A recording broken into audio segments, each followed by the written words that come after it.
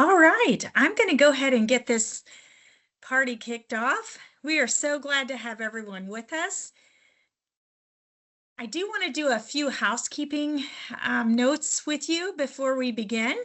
Please note that this session is being recorded and we will soon have this available on our medical education website. There will be a slide at the end that will share with you how you can get to that medical education website. A QR code will be posted at the end of the webinar for that website. Also, upon completion of the webinar, we will post a QR code to a post-event survey. I'm also going to place that in the chat after I'm done introducing Dr. Kellum, but just please, if you would take time to complete the survey, as your feedback and insights are very valuable in guiding the development of future offerings. We also want to encourage you to type questions using the Q&A session, not the chat session, the Q&A session, please, button at the top right of the screen, and we'll address as many as we can during the dedicated discussion period at the end of this presentation. So without further ado, I'd like to introduce to you Dr. Kellum, who is a distinguished professor of critical care medicine, medicine, bioengineering, and clinical and transplantational science at the University of Pittsburgh. He is the Chief Medical Officer for Spectral Medical, a late-stage medical device company developing diagnostics and therapeutics for sepsis. Dr. Kellum received his medical degree from the Medical College of Ohio in 1988. His postgraduate training includes an internship and residency in internal medicine at the University of Rochester, New York, and a fellowship in critical care medicine at the University of Pittsburgh. His research interests span various aspects of critical care medicine, but center in critical care nephrology, sepsis, and acute kidney injury. He has authored more than 800 publications and has won several awards for teaching. He lectures widely and has given more than 500 seminars and invited lectures worldwide. We are so happy to introduce you all to Dr. Kellum. Many of you probably already know him. So without further ado, I'm going to hand it over to Dr. Kellum. Thank you, Dr. Kellum. Hey, thank you, Angela. Thank you very much. Pleasure to be here with you.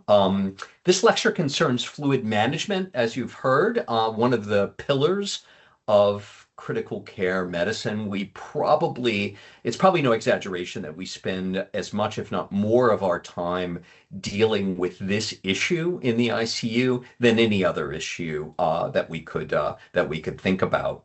So fluid management, what goes in, what comes out, and how to sort of engineer fluid balance appropriately is really something that is central to the practice of critical care medicine. My disclosures are shown here. I'm not going to talk about any of the products that these companies make. So the objectives are shown here. I'm going to spend a fair amount of time going over the ROSE framework, which is the rescue, optimization, stabilization, and de-escalation concept. And its application to critically ill and injured patients. We're going to review the various forms of hemodynamic assessment and fluid responsiveness. We're going to evaluate existing evidence on fluid composition and volume. And we're going to review the mechanisms of harm associated with fluid overload and compare alternate strategies for fluid removal. And to start us off, I think it's important to ground our discussion in terms of having a patient in mind. Who are we talking about? And obviously, every patient is unique, but this is a fairly common clinical conundrum, right? And this example is a 72-year-old female. She's admitted to the medical service with pneumonia. Importantly, she has a previous admission a few weeks ago for a CABG, and therefore she started on vancomycin and Zosyn in the emergency department. And it's also noted that her urine output is decreased. Her creatinine is elevated relative to where it was 2 weeks ago when she was discharged. It's now 1.2, up from 0.8. So she's given a couple liters of fluid. In this case, she's given 2 liters of 0.9% saline. And her urine output picks up a little bit, but then it trails off again, such that 6 hours later, urine output's down. She's given another liter of saline.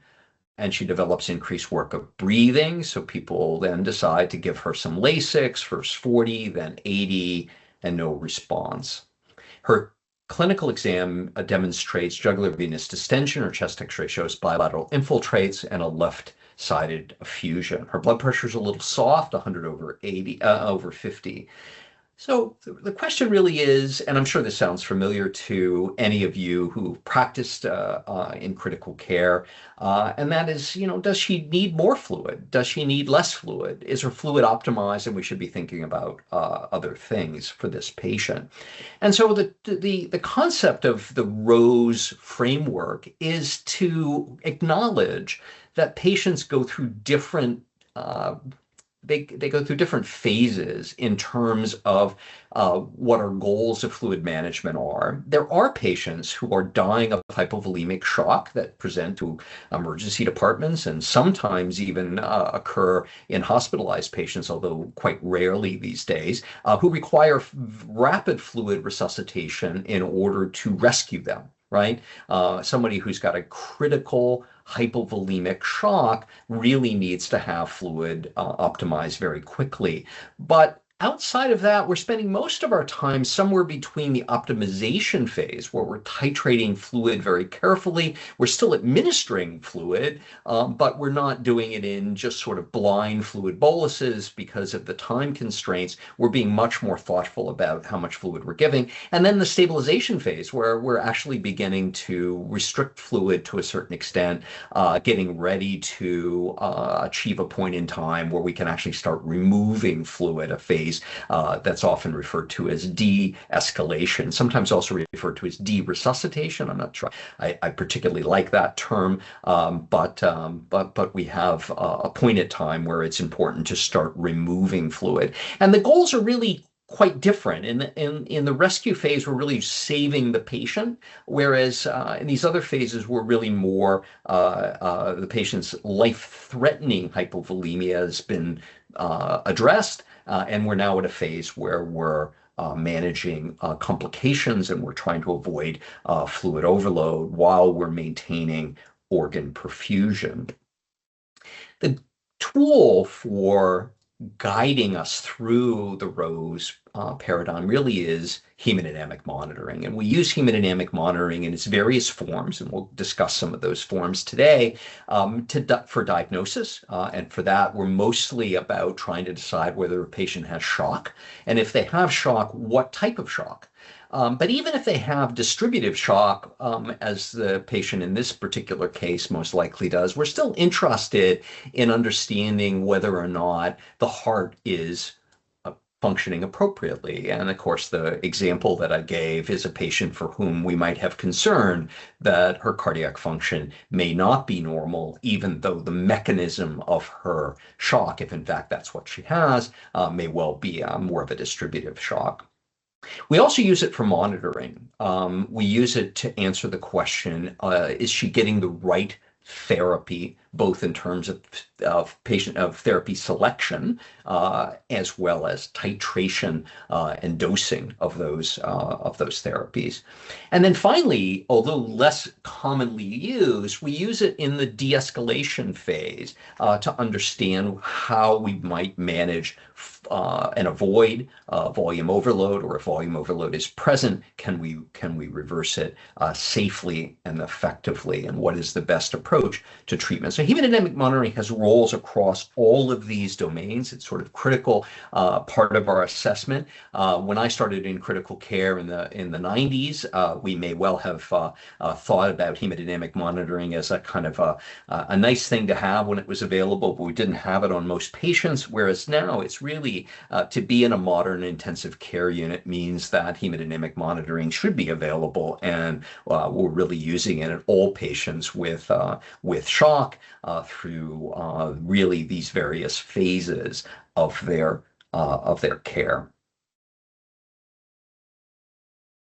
So let's start with fluid administration, right? So let's start with selection of volume, and both in terms of the type of fluid as well as the amount of fluid. So why, what, and how to give fluid. So IV fluids are given to restore intravascular fluid content when oral hydration is not an option. Let me say that again. IV fluids are really, they're just to restore intravascular fluid content. They're not to treat hypotension or oliguria. Patients presenting with hypovolemia can often present with hypotension and oliguria, but fluid therapy is not specific for treatment of hypotension and treatment of oliguria. And that's a theme that we're going to go through quite a bit in this lecture. It's important to recognize that IV fluids are drugs and that fluid composition matters. Saline, 0.9% saline, does cause acidosis. If you give a small amount of it, the hyperchloremia is not going to be a very significant factor, and it's not going to be an issue for most patients. But for patients that you receive a lot of fluid, it will be an issue. Also, patients with underlying hyperchloremia or other forms of metabolic acidosis may be harmed in terms of an acid-base perspective with smaller volumes of fluid. And there's even evidence, and I'll review that evidence with you, to suggest that there's some risk of harm associated with the use of saline in populations such as patients with sepsis in terms of increased risk of death and worsening of acute kidney injury. Finally, fluid boluses should be distinguished from fluid that's not given as boluses, fluids that, and I don't like the term maintenance fluids. We started with maintenance fluids to maintain sort of kind of artificial hydration in patients that couldn't take oral fluids. But most patients in the ICU receive an obligatory amount of fluid with the medications that they're on that's well in excess of what they need for hydration, and therefore we're not talking so much about maintenance fluids. But as we get into the optimization phase, we're often switching from giving fluid boluses to giving fluid by infusion, and the rapidity of which you give fluid is dependent on how rapidly you wish to address the hypovolemia. So a patient that's dying of hypovolemic shock needs to have fluid given rapidly to expand the intravascular volume and increase preload quickly, whereas a patient who's has a free water deficit of a couple of liters doesn't need fluid boluses. They need much slower replacement of that free water. So the indication for fluids is what's going to drive the decision of how rapidly to give it. Now, the evidence with respect to the type of fluid mattering has been controversial, and we've sort of gone back and forth in terms of our understanding of this relationship over the last few years. And this is probably the most up-to-date meta-analysis. To my knowledge, it is the most up-to-date meta-analysis published back in 2022, which really suggests that overall there's a small difference, a pooled risk ratio, meaning that when you compare balanced crystalloid to saline, there is the point estimate of this risk is on the side of benefit for balanced fluid or harm from saline, but it's far from being statistically significant. If you narrow this to the studies that have low risk of bias, it still crosses 1. The odds ratio still crosses 1, but importantly, that corresponds to about a 97% probability that balanced crystalloids are superior to saline for most types of patients. A notable exception are patients with head injury, and neurosurgical patients. But for most patients, giving balanced crystalloids is associated with a small improvement in outcomes relative to saline.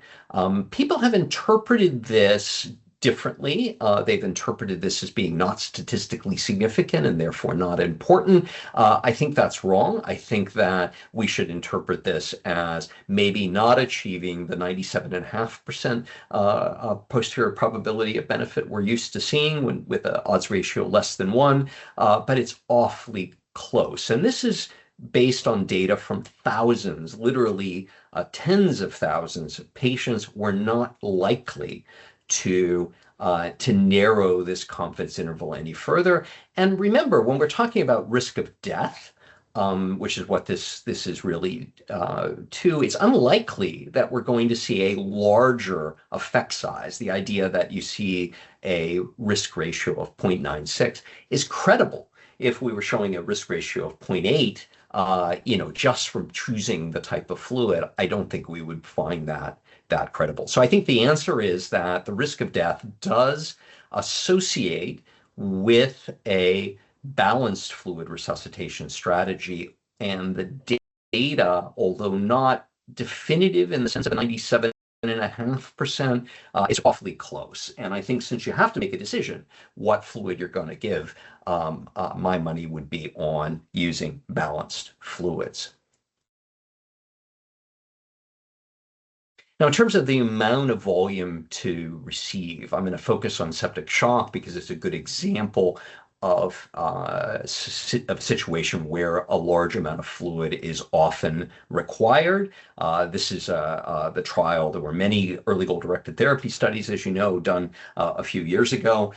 This is the study we did, the so-called process study, and it was unique in the sense that it randomized patients to 3 arms, not just early goal-directed therapy as described by Rivers versus usual care, which was dictated by the clinicians as to their own judgment. But we also threw in what we called a protocolized standard therapy arm, which was really a protocol that was designed to match clinical practice with respect to fluids, but not have the additional features of full-on early goal-directed therapy. And you could see that at 6 hours, there was about 1.5 liters difference between these 3 strategies, with the usual care, the clinician-guided management being the lowest, and the protocolized standard therapy being the highest in terms of volume, and early goal-directed therapy being in the middle.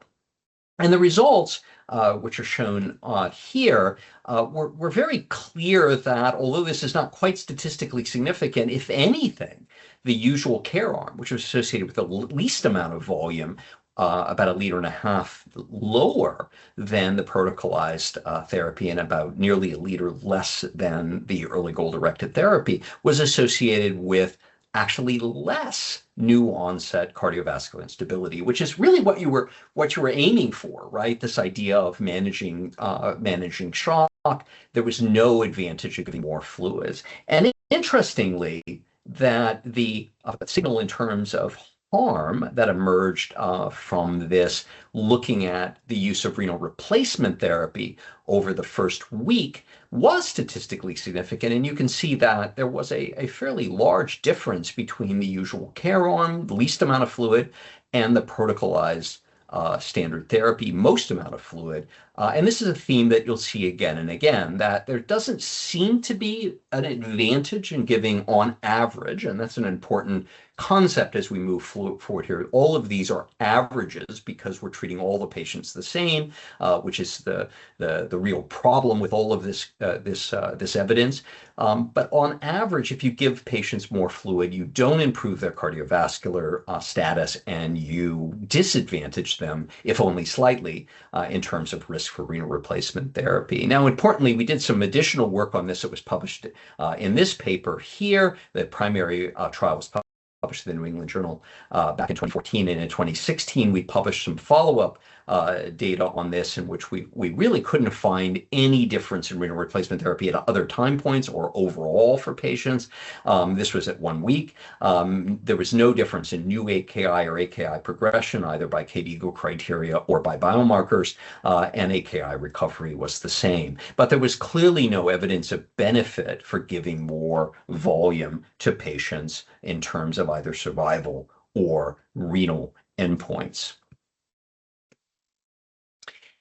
Now, because we keep because we like to keep studying this problem. Apparently, that wasn't definitive enough because we've run a bunch of other studies that have compared in patients with septic shock less fluid versus more fluid. And again, these all have the same, and to my view, fatal flaw, which is that they treat all patients the same. And they ask the question that if I give everyone a bit more fluid or a bit less fluid, does it matter? And of course, the problem there is it doesn't distinguish between the subgroup of patients that might need more fluid and the subgroup of patients that might need less fluid. And so overall, we find a neutral signal in giving, in this case, about 2 liters of volume more in the standard versus the restrictive. 90-day mortality was the same. In the Clovers trial, another trial published in the negative Journal of Medicine, as we like to call it, was very similar in terms of number of patients, in terms of differences in fluid volume, about a 2-liter difference, and noted there was no difference in mortality at 90 days, which was the primary endpoint. Now, in post-op patients, it might be slightly different. There may be a different scenario in which you're starting with a patient who you haven't already given a lot of fluid to, which is the case in those septic shock trials. Are really a question of once I've already sort of past the rescue phase, and now I'm kind of in the optimization phase. This one is really designed from the OR, and fluid restriction, in this case about 2 liters of volume less, 2.5 liters of volume less, actually resulted in harm. It resulted in an increased signal, a small signal, but highly statistically significant for acute kidney injury. And even renal replacement therapy, although it was only barely significant, was greater for patients that received less volume, suggesting that we were actually harming patients from a kidney perspective by fluid restricting this much. Now, should the takeaway here be that for surgical patients, we should give more fluid, and for septic shock patients, we should give less fluid? No, I think the takeaway is that we should be giving the right amount of fluid. And none of these studies really looked at any particular measurement of the amount of fluid that patients need. And so then after these studies were published, we sort of began to embark on trials that were designed to look much closer at assessing how much fluid was given. In 2020, this small study in chest, the FRESH trial, randomized 124 patients with septic shock and assessed their functional hemodynamic monitoring using a passive leg raise. This is a technique where you give sort of an auto infusion of volume from the lower extremities, and you look at changes in cardiac output, and that change allows you to assess whether the patient is fluid responsive. By doing that, and by guiding fluid based on whether or not patients could actually respond to it, the result was that patients in the intervention arm had a lower amount of fluid accumulation at 72 hours. They were essentially even, versus a 2-liter positive fluid accumulation in the control group. There were fewer patients that received renal replacement therapy, 5.1% versus 17.5%, which was just statistically significant. And there was a lower risk of continued mechanical ventilation. Again, just statistically significant, but large numerical differences between those two outcomes in this relatively small patient study. This really kind of set the stage because this was one of the first trials that really looked at functional hemodynamic monitoring, guiding fluid in a more of a precision-based approach to fluid management as opposed to a one-size-fits-all. And there have been subsequent studies reviewed in this meta-analysis just recently, and all of them, by and large, there are a couple of exceptions, but by and large, these trials generally result in evidence which is in favor of using fluid responsiveness to guide fluid resuscitation in patients with sepsis and septic shock. Here's another example in cardiac surgery and major non-cardiac surgery. Here, there was also an enrichment step because the primary endpoint was acute kidney injury as opposed to mortality or mechanical ventilation. For that, a biomarker was used to identify patients at high risk of AKI.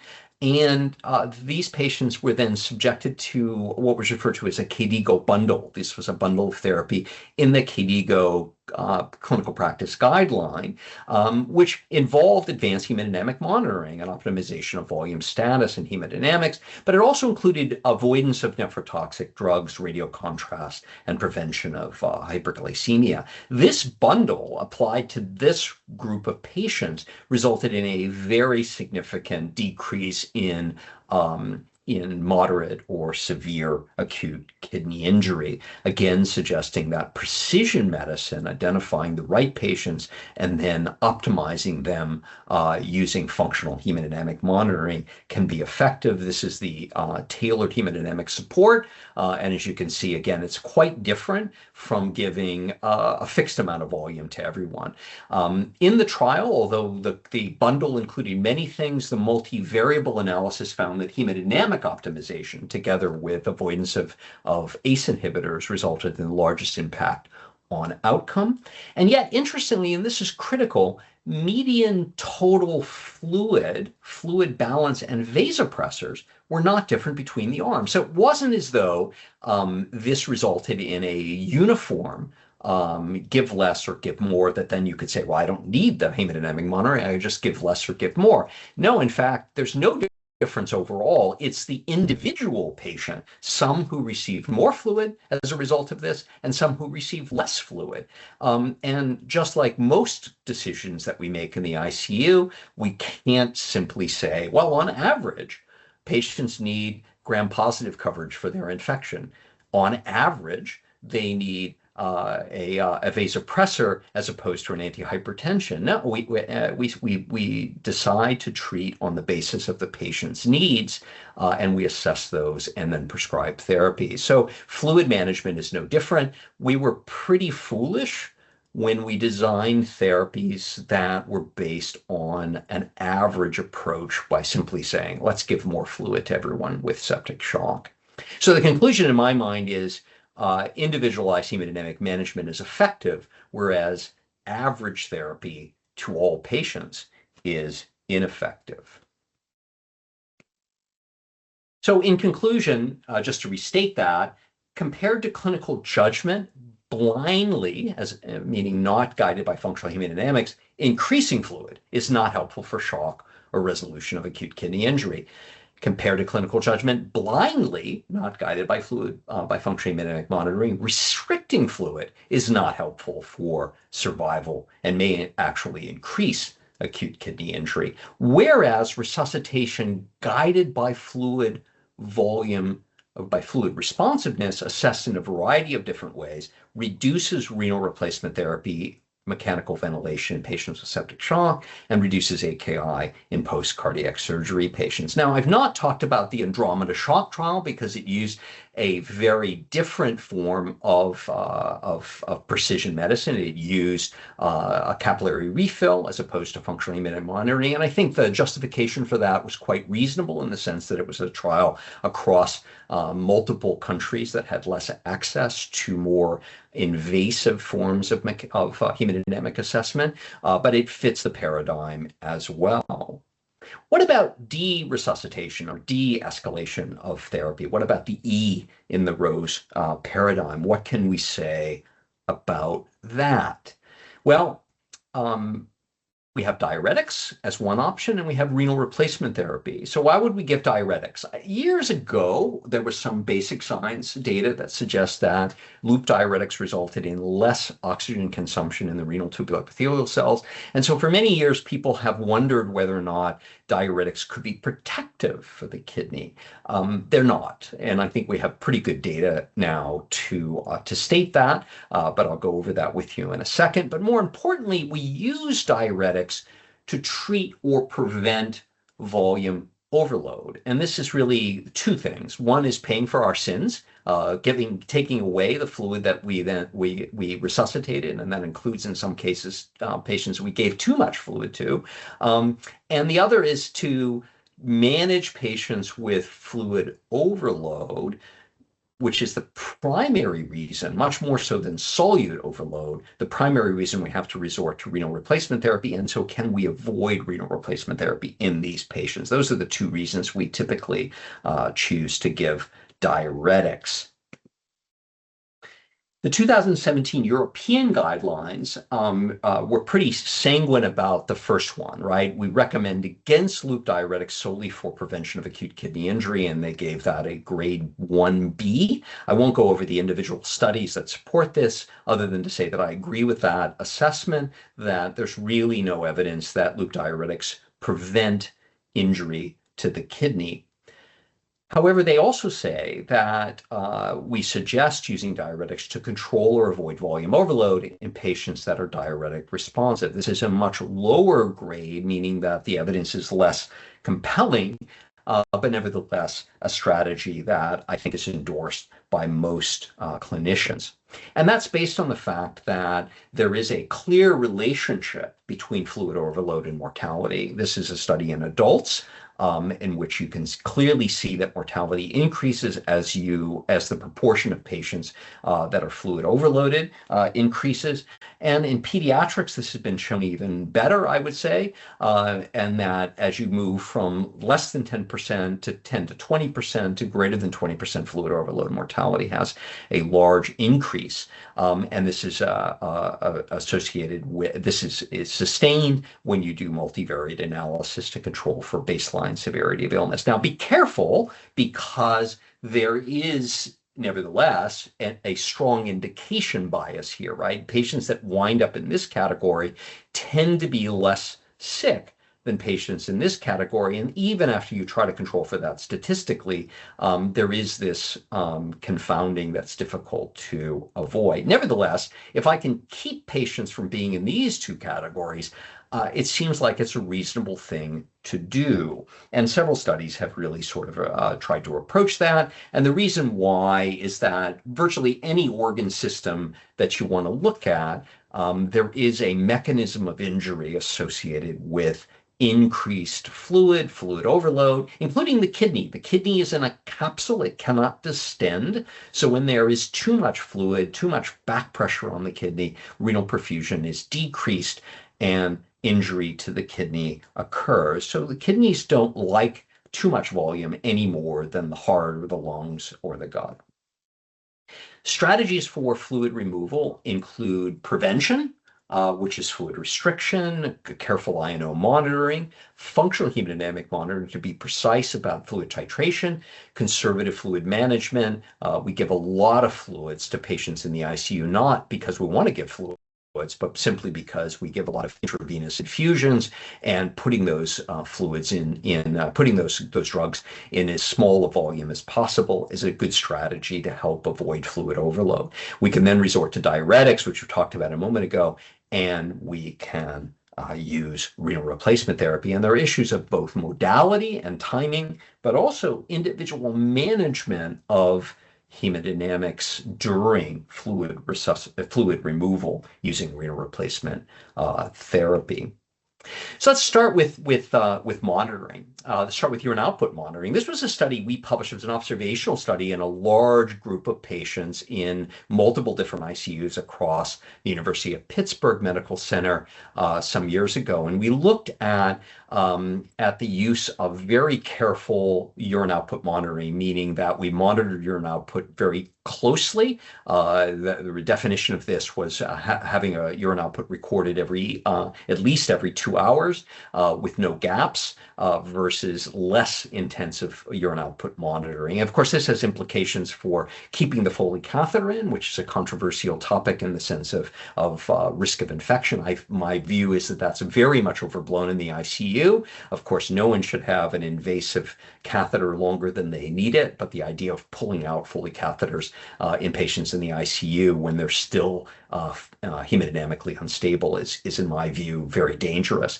And this study really supports that. This shows that in patients who develop acute kidney injury, although not in patients that don't develop acute kidney injury, careful monitoring of their urine output was associated, because this is just an observational study, with lower mortality. Now, this signal actually surprised us. This was not the purpose of this study initially, and this analysis demonstrated a much larger effect on mortality than we were anticipating. How could that possibly be true? Um, well, it's largely tied to fluid overload. Patients who receive intensive urine output monitoring receive less volume, about a half a liter less fluid. In the first 72 hours of ICU stay, the median fluid accumulation was about a liter lower in patients that had tight urine output monitoring. And of course, that makes sense because if I know exactly what the fluid balance is, I'm less likely to give too much fluid. 10% fluid overload was half as likely to occur in these patients that had intensive urine output monitoring. And if we look just at the patients with acute kidney injury, again, we see a difference in the median accumulation of volume, about a liter different. But look at the rate of 10% fluid overloaded. It's from less than 3% to 7% difference when we compare intensive urine output monitoring to less intensive urine output monitoring. What about the use of diuretics? This was another observational study that was conducted in the MIT2 database from some years ago. Before and after covariate adjustment, there was a lower mortality among patients treated with loop diuretics.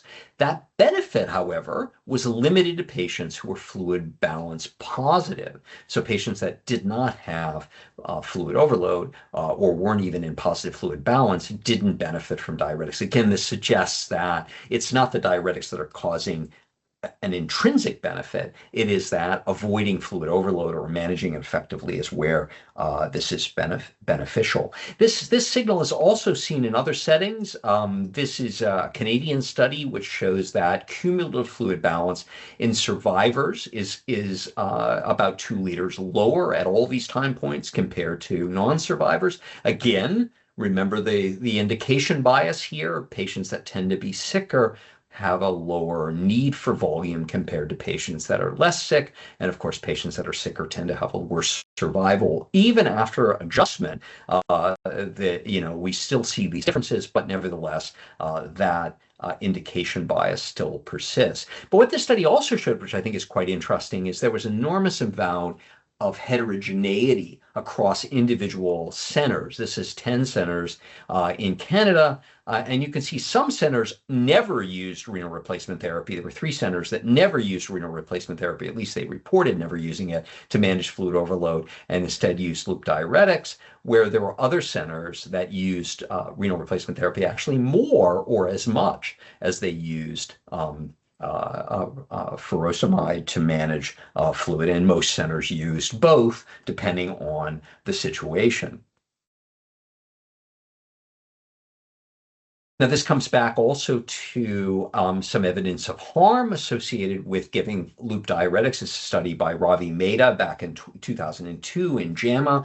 And Ravi's study demonstrated that there was an increase in harm, at least in the covariate adjusted analysis. It's statistically significant for an increase in mortality in patients who received loop diuretics, but it was limited to patients in which they didn't respond to the diuretic, suggesting again that we may have incorporated the use of diuretics in patients that didn't need them because they weren't that fluid overloaded, or that we delayed more definitive therapy with extracorporeal therapy because we were trying to remove fluid and being unsuccessful in it with diuretics. We repeated this analysis a few years later in the best kidney data, and although we couldn't demonstrate a statistical significant effect, you can see that the odds ratios, again, were all on the side of harm, suggesting that for patients that really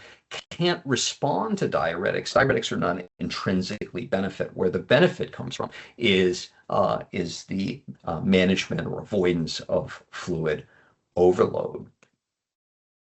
The reverse AKI study, very small study, only 100 patients, but it tried to address this question more directly with a randomized trial. The intervention was negative or neutral daily fluid balance by minimizing input, but also using diuretics as administered at the discretion of the clinician. Fluid boluses were allowed for patients that needed rapid increases in their volume, perhaps related to too much fluid removal. The primary endpoint was fluid accumulation at 72 hours, and there was a highly statistically significant, or I shouldn't say highly, barely statistically significant difference in this 100-patient trial between patients, about a liter different between patients that were randomized to fluid restriction, if you will, versus liberal fluids. Again, though, guided in this case by this is a bit more of a precision approach because it was designed to individualize therapy across patients. The median duration of acute kidney injury was 1 day lower with that fluid restriction, and that was not quite statistically significant, but again, there was an improvement in the rate of renal replacement therapy being lower, 13% versus 30% in patients that receive this restricted volume, and that was statistically significant. The study was published in 2021, and you can see that the field has kind of moved, I would say, in the last 5 to 10 years from one size fits all to a much more of a precision medicine approach to fluid balance. If we talk about timing of renal replacement therapy, unfortunately, we're still not there in terms of precision medicine. This was one of the early trials that looked at this and actually turns out to be the most precision medicine guided trial, although a smaller trial. This compared delayed renal replacement therapy to early renal replacement therapy. However, although it often gets lumped in with the other studies in this space, its method of determining when to give renal replacement therapy was very patient-centered. It compared patients at stage 2 to patients at stage 3. It was about, on average, it was about a day difference between these. And also it's important to recognize that this was mostly in cardiac surgical patients, and so the population may be important in all of this as well. But here you saw a difference. You saw a benefit when patients were treated with early renal replacement therapy, defined by being at stage 2, versus patients that waited until they were at stage 3. Again, I just highlight the fact that this is not a numerical delay in time, although it translated to that. It's a patient-centered delay because we're talking about waiting until patients reach stage 3 that disadvantage them versus being at stage 2. This is quite different from the study by Stéphane Gaudry and colleagues in France.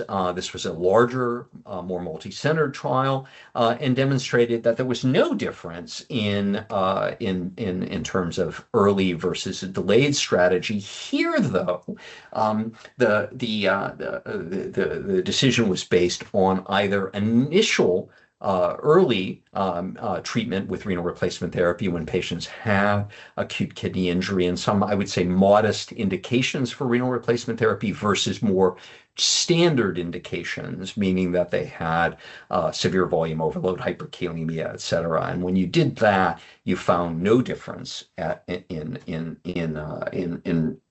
outcome and mortality at 60 days.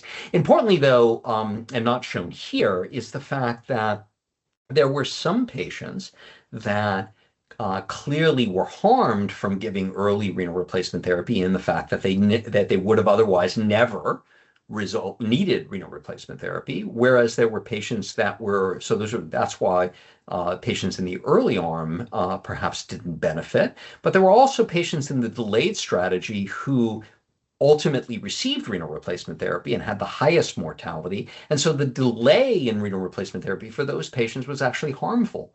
And so, again, the notion of treating everyone as though they were an average patient, as opposed to selecting individual patients for treatment of their fluid overload at the time, which is most important to them, is something that's missing here. Other trials were different in study design, but resulted in pretty much the same result. The so-called ideal, and I think it's a far from ideal study, but the so-called ideal ICU trial was stopped for futility. And it looked at a treatment of renal replacement therapy for patients with stage 3 AKI and sepsis within 12 hours versus a fixed delay of renal replacement therapy for 48 hours. Although overall there was no difference in mortality between these two arms, it's interesting that the patients in the delayed group, although some recovered before needing renal replacement therapy, and that's the benefit of delay, there were just as many patients that either died before getting renal replacement therapy or had an emergent indication for renal replacement therapy. Certainly not very ideal, I would say. The START AKI trial, also published in the New England Journal in 2020, looked at a much larger population, and this study incorporated equipoise into the trial design. So it only randomized patients in which clinicians said, I really could go either way. I really don't know whether I should give renal replacement therapy now or whether I could wait a bit longer. And in that case, it looked at a much narrower population that were really much more interested in understanding, and showed again that overall there was no benefit, although there was a signal of harm associated with what they refer to as the accelerated strategy, in that patients were more likely to be on renal replacement therapy at 90 days, 10% versus 6%.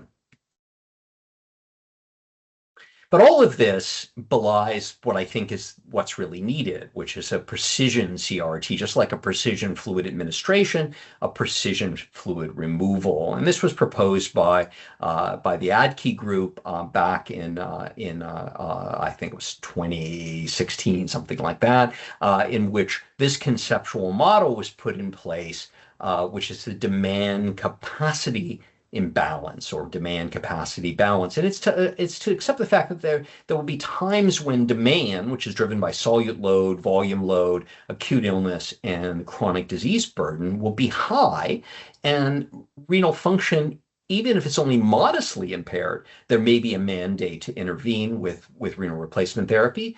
Whereas there'll be other circumstances where the demand is relatively low, but the capacity is so low that I need to consider renal replacement therapy. And it's really this gap between demand and capacity that I'm trying to address with my renal support.